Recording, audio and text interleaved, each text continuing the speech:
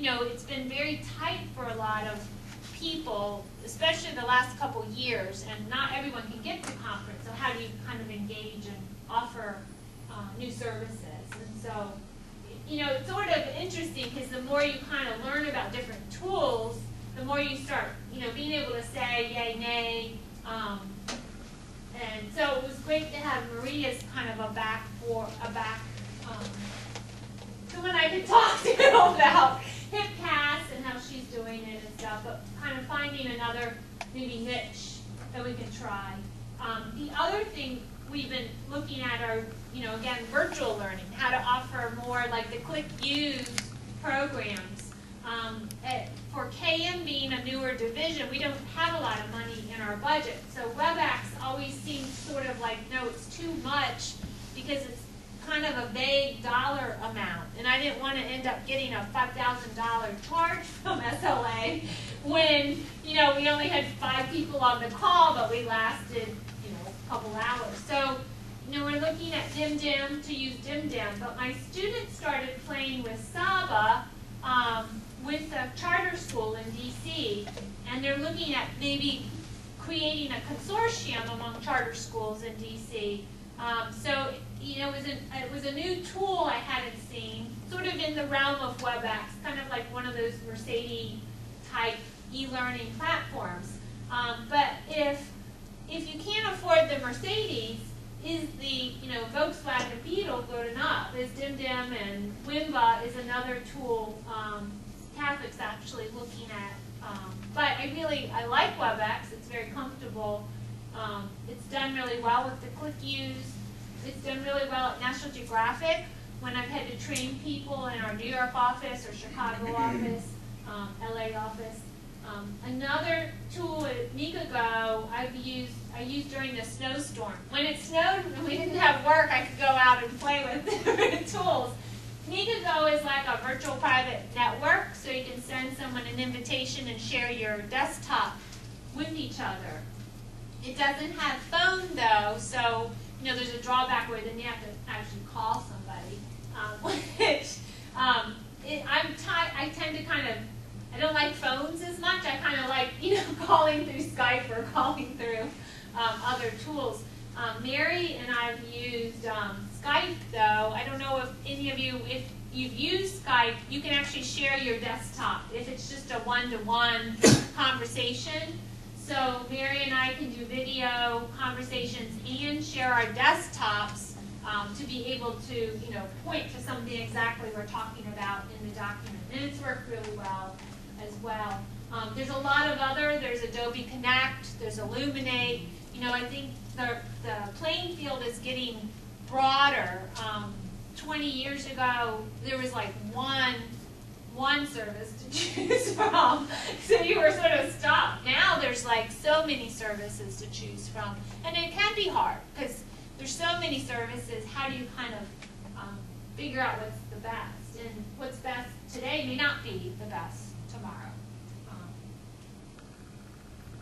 So, you know, just sort of kind of some key takeaways is, you know, if you picked something to try, I know that sometimes things seem overwhelming, and pick maybe 3 things to try this year. You know, play with them, see what they can do. It kind of builds your experience and gets you comfortable with different tools. I think cost has been a big, you know, kind of underlying issue with many organizations and also divisions and chapters as you're trying to develop programs. And then, again, to grow your competencies, you know, I've always been that proponent. You have to play in those sandboxes because just reading about them doesn't, I think, give you the concept until you start playing with it. So if you took out just a Google account site, you know, build one, doesn't have to be complex. You can see sort of maybe what the possibilities. I taught a wikis class at Computers and Libraries, a pre-conference, and I said, you know, we did sites, Google Sites, MediaWiki, and Confluence, and I said, play in all of them, build your resume in each one. Do something practical so you can kind of see how it works in each of the different platforms, because each one is a little different, and you're going to like some better than others. And it also depends on your level? Do you like to tweak more? Do you like to get in the back end of things? That may decide what tool you want to play with.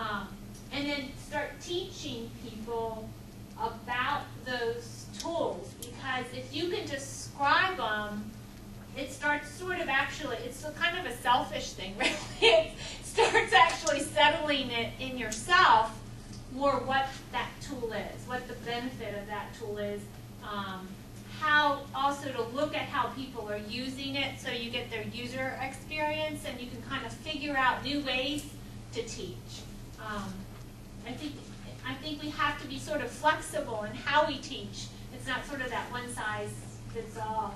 It's funny because I think when budgets were being cut like 10 years ago, 15 years ago, we were trying, I know in the libraries, to get everything to be the same for all, which was a mistake because everyone's so different that, you know, you're going to have people who need to understand it differently. And so you have to present different ways.